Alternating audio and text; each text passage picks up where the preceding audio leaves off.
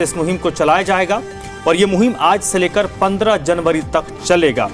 इसमें राजस्थान सरकार की तरफ से सभी जिला के जो उपायुक्त हैं, कलेक्टर राजस्थान में कहा जाता है, उनको उनकी अगुवाई में टीमों का गठन किया गया है। जो कलेक्टर होंगे, जो डीसी होंगे, वहाँ के डीएम होंगे, उनकी अगुवाई में एक संयुक्त टीम निरीक्षण करेगी। खनन, राजस्व, वन, परिवहन विभाग के अफसर इन टीमों में मौजूद रहेंगे।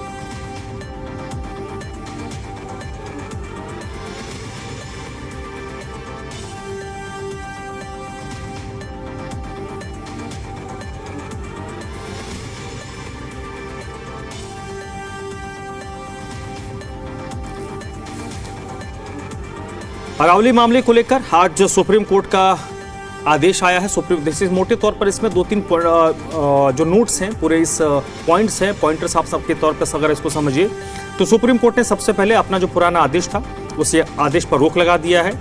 ये पहला फैसला जो आपको समझना होगा कि अब उस पर रोक होगी। दूसरा, सुप्रीम कोर्ट की तरफ से केंद्र और 4 राज्यों को नोटिस जारी किया गया है। तीसरा, इस मामले पर एक नई कमेटी का गठन सुप्रीम कोर्ट ने करने को कहा है। ये 3 मुख्य तौर पर जो फैसले हैं, जो अभी तक समझ में आया है सुप्रीम कोर्ट के आदेश के अवलोक में अगर देखें, आलोक में देखें, तो ये 3 मुख्य तौर पर फैसले हैं, क्रैक्स कह सकते हैं आप, जो आज सुप्रीम कोर्ट की सुनवाई के बाद सामने आई है। और सबसे बड़ा जो फैसला है कि पुराने आदेश पर कोर्ट ने रोक लगा दी है और इसको लेकर जो फैसला है उस पर जो भी लोग अरावली को लेकर चिंतित थे, उन्होंने इस फैसले का स्वागत किया है। दूसरी तरफ राजस्थान सरकार की बात करें तो राजस्थान सरकार आज से लेकर 15 जनवरी तक अवैध खनन को लेकर विशेष मुहिम चलाएगी। राजस्थान के जो 15 जिले हैं जहां पर अरावली पर्वत श्रृंखला स्थित है, वहां पर यह विशेष तौर पर अभियान चलाया जाएगा। जो राजस्थान के कलेक्टर होंगे, राजस्थान में जो उपायुक्त हैं, डीसी हैं, उनको कलेक्टर कहा जाता है। तो जो कलेक्टर हैं राजस्थान के अलग अलग जिलों के, जहां से अरावली पर्वत श्रृंखला स्थित है, वहाँ के कलेक्टर की अगुवाई में एक जांच कमेटी बनेगी जो सभी जगह जाकर जांच पड़ताल करेगी। इसमें खनन के अधिकारी होंगे, राजस्व के अधिकारी होंगे, वन और परिवहन विभाग के अधिकारी शामिल होंगे।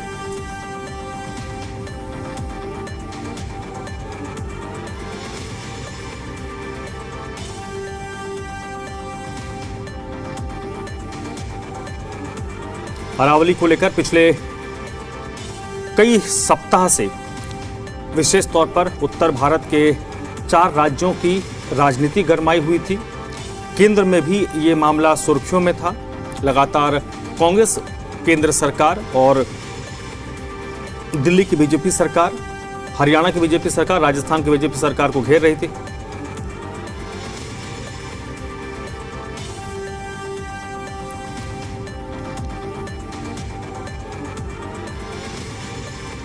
और देखिए, इस वक्त मेरे साथ डॉक्टर अवधेश उपाध्याय जुड़े हुए हैं, प्रवक्ता हैं भारतीय जनता पार्टी के। वेद प्रकाश विद्रोही जी कांग्रेस पार्टी की तरफ से जुड़ रहे हैं और डॉक्टर रंजन जी हैं जो पर्यावरणविद हैं। सबसे पहले डॉक्टर रंजन, आपके पास ही आऊंगा सर।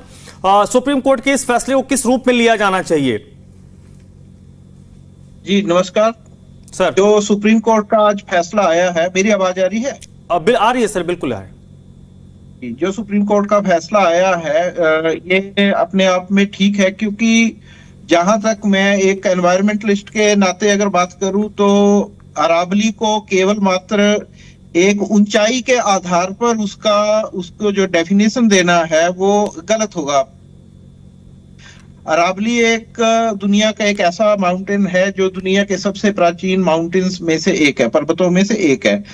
और ये जो पर्वत है ये धीरे धीरे जिसे हम कहते हैं कि अपरदन या डिग्रेडेशन होने के कारण जो है, जैसे मौसम के कारण धीरे धीरे घिसने के बाद आज इस स्वरूप में आया है। कभी ये हिमालय के बराबर ऊंचा था। तो पर्यावरण की दृष्टि से देखा जाए तो इसको मात्र हम एक ऊंचाई के माध्यम से नहीं देख सकते। इसके लिए जैसे पहले बहुत सारे इसके पैरामीटर्स डिसाइड किए गए थे, तो उस हिसाब से इसको दोबारा से एक बार रीडिफाइन किया जाना चाहिए और उसके पश्चात ही जो है वो खनन के क्षेत्र जो है वो निर्धारित किए जाने। क्योंकि अरावली की एक अपनी पहचान है। अगर हम इसको देखें भौगोलिक दृष्टि से भी ये लगभग 4-5 स्टेट को तो डायरेक्ट इम्पैक्ट करता है, उसके साथ साथ पूरे उत्तर भारत को जो है इसका एक इम्पैक्ट रहता है। तो अभी जो रोक लगाना है वो अपने आप में सही है। हो सकता है कुछ सुप्रीम कोर्ट को इसमें कुछ खामियां नजर आई होंगी, तो इसके ऊपर अभी दोबारा से चिंतन करना जरूरी है। ठीक है, वेद प्रकाश विद्रोही जी, कैसे डिस्क्राइब करेंगे सर सुप्रीम कोर्ट के आज के फैसले को, क्योंकि पूर्व में भी सुप्रीम कोर्ट का ही आदेश था जिस पर आज सीजीआई के बेंच ने स्टे लगा दिया है। धर्मराज जी, आपको सभी साथियों को नमस्कार। आपको मैं एक अतिरिक्त जानकारी और दे दूं, मैंने खुद इस मामले में इंटरवीन कर रखा था। ओके। और आपको जानकर आश्चर्य होगा कि जस्टिस गवई ने किसी को सुना ही नहीं। उन्होंने 3 या 4 बार तारीख लगाई थी, चौथी तारीख में उन्होंने 10 तारीख लास्ट थी, एक भी पार्टी को नहीं सुना। उन्होंने जो सरकार का पक्ष था और जो एनवायरमेंट मंत्रालय का पक्ष था वो सुन लिया और आज अपने आप 20 तारीख को फैसला दे दिया, जबकि ये मामला जस्टिस कोल के समय से चला आ रहा था, तब मैंने इंटरवीन किया था।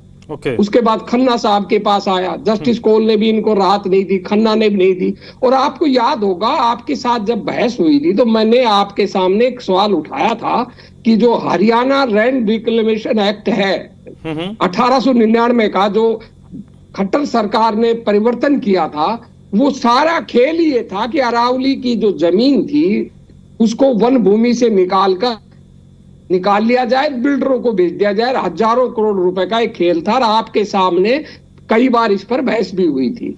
वो उस पर स्टे मिल गया था, संजय कौल ने स्टे दे दिया था इसी मामले को लेकर। जब गए कि अरावली पहाड़ तो नष्ट हो जाएंगे, तो सरकार का जो हजारों करोड़ रुपए का खेल था वो फेल हो गया। तब इन्होंने जो कोट पहाड़ को लेकर जो सारा मामला सामने आया है, क्योंकि मामला तो पुराना चल रहा था, पर असल में ये फरीदाबाद का जो कोट पहाड़ है उसको खुलवाने की कवायद चल रही थी। हरियाणा सरकार उसको खुलवाना चाहती थी, इसलिए जो ये बंद मामला पड़ा था इसको हरियाणा सरकार ने ही खुलवाया था, जिस पर ये फैसला आया है। और इसी मामले को लेकर हमने इंटरवीन किया था। तो कोट पहाड़ को लेकर इन्होंने सोचा कि भाई वो जो प्रोजेक्ट था तुम्हारा फेल हो गया, जो हरियाणा लैंड रिक्लेमेशन एक्ट के तहत जो तुम जमीनों को निकलवाना चाहते थे, तब इन्होंने ये नया खेल शुरू कर दिया। आपके साथ मैंने कई बार बताया था कि भाई 10 पहाड़ियां हरियाणा की इन्होंने समतल बना दी और उस जमीन को 10,000 हेक्टेयर जमीन को ये लोग बिल्डरों को देंगे। तो ये सारा खेल उसी के तहत था और स्वयं मान लिया है तो सुप्रीम कोर्ट के चीफ जस्टिस ने कि इस पर डिटेल्ड बहस की जरूरत है। जब मैं कह रहा हूं बहस ही नहीं हुई, डिबेट ही नहीं हुई, किसी का पक्ष ही नहीं सुना गया, तब आपने फैसला कैसे दे दिया? मेरे खुद के वकील कौशल यादव ने इस मामले में मुद्दा उठाया था, खन्ना साहब के सामने भी, कोल साहब के सामने भी। तो कोल साहब ने कहा कि हम बाद में सुनेंगे, उन्होंने कुछ किया नहीं, इसलिए वो सुनते क्या। संजय खन्ना ने भी यही कहा कि भाई जब मामला आएगा, जब तुम्हारा जो सुनेंगे। फिर यही मामला जब गवई साहब के पास आया तब भी हमने कहा जी हमें सुना जाए, तो गवई साहब ने कहा बाद में सुनेंगे।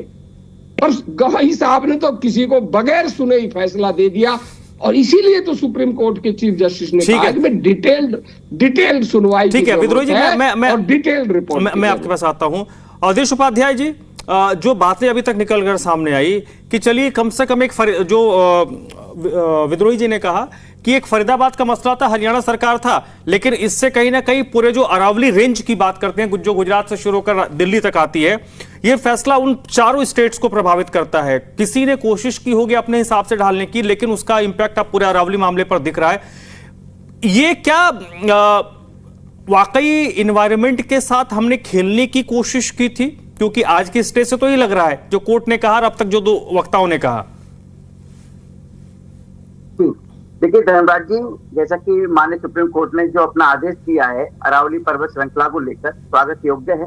पहले भी स्वागत योग्य था जब पहले दिया था, या अभी जो दिया है वो भी स्वागत योग्य है। लेकिन उसमें एक बात और कही गई है कि उसमें जो कमेटी गठित की गई है वो जांच करेगी, उसके बाद फिर जो है अगली सुनवाई होगी। पहले भी यही बात थी, एक तरह से देखा जाए तो पहले भी एक कमेटी बनाई गई थी। आपको मैं बता दूं, जो Indian council of forestry research and education है, उसको ये निर्देश दिया गया था माननीय सुप्रीम कोर्ट द्वारा कि आप जाइए अरावली पूरी क्षेत्र का सर्वे कीजिए, पूरी तरह से उसका देखिए कहाँ खनन चल रहा है। जो 2% जो खनन का क्षेत्र है वहां चल रहा है क्या, या इसके अलावा कहीं और भी चल रहा है। यदि वहां कहीं और चल रहा है तो बंद किया जाए, जहां चल रहा है उसको भी बंद किया जाए अभी फिलहाल।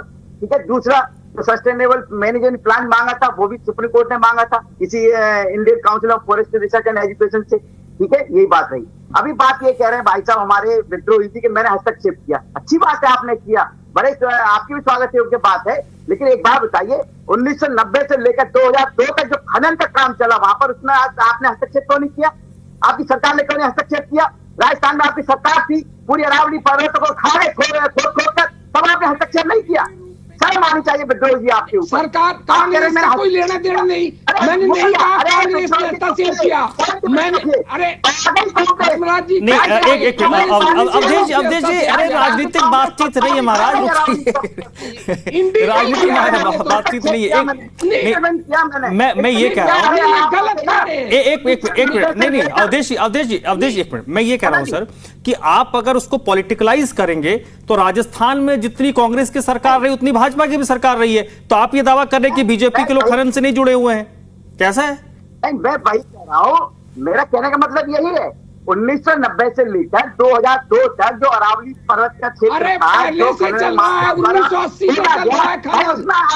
चलिए ठीक है, एक मिनट सर, समय नहीं है सर, अरे शॉर्ट डिस्कशन है महाराज। अवधेश जी अच्छे, अवधेश जी रंजन जी एक मिनट, धर्मराज जी एक मिनट मेरी बात सुनिए। धर्मराज सर समय नहीं है मेरे पास, आप दोनों से निवेदन है, समय नहीं है, एक मिनट धर्मराज जी एक मिनट सुन लीजिए। ठीक है अवधेश जी आप विद्रोह जी 10-15 सेकंड है सर, समय नहीं है, 10-15 में फिर रंजन जी 30 सेकंड के जब। हाँ एक सेकंड सुन लीजिए। हाँ बोलिए। 1980 से फरीदाबाद में खनन चल रहा था, 1982 में मेरी स्वामी अग्निवेश की रिट चली थी बंधुआ मजदूरों को लेकर, जिसके PIL का सिद्धांत उसी रिट से आया था। इनको जानकारी है नहीं, और उस समय कांग्रेस की सरकार थी, कांग्रेस की सरकार। चलिए ठीक है, दोनों को थोड़ा डाउन कीजिए, तो दोनों को डाउन कीजिए।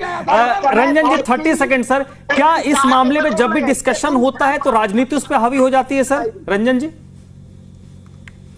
ये स्वाभाविक है कि राजनीति होना इसमें स्वाभाविक है। इसका मुख्य कारण यही है कि आज आप जितनी भी प्रदेश की सरकारें लगा दीजिए, यहाँ तो अरावली है जहाँ पर एक पहाड़ दिख रहे हैं, लेकिन अगर आप पंजाब जैसे इसको भी देखें, प्रदेश को भी देखें, जहां पर सिर्फ रेत माफिया के नाम पे पूरी पॉलिटिक्स चलती है, तो राजनीति का इसमें हस्तक्षेप तो रहता है। लेकिन हमें यह जरूर सोचना चाहिए कि राजनीति तो चलती रहेगी, लेकिन पर्यावरण नहीं बचेगा तो ना राजनीति बचेगी और ना ही बिल्कुल पर्यावरण रहेगा तो इंसान रहेगा, इंसान रहेगा तो जो पैसा कमाएंगे उस पैसे से आप लग्जरी जी सकते हैं। इसलिए पर्यावरण प्राथमिकता होनी चाहिए। क्षमा करूंगा, हमें यह भी देखना चाहिए, फिर से बुलाऊंगा इस मामले में, जब भी चर्चा होगी ना मैं आपको विशेष तौर पर बुलाऊंगा, आप उसमें विस्तार से जितनी बात करनी है कर लीजिएगा। बहुत बहुत शुक्रिया रंजन जी आपका, अवधेश जी, विद्रोह जी, थैंक यू, आप लोगों ने शॉर्ट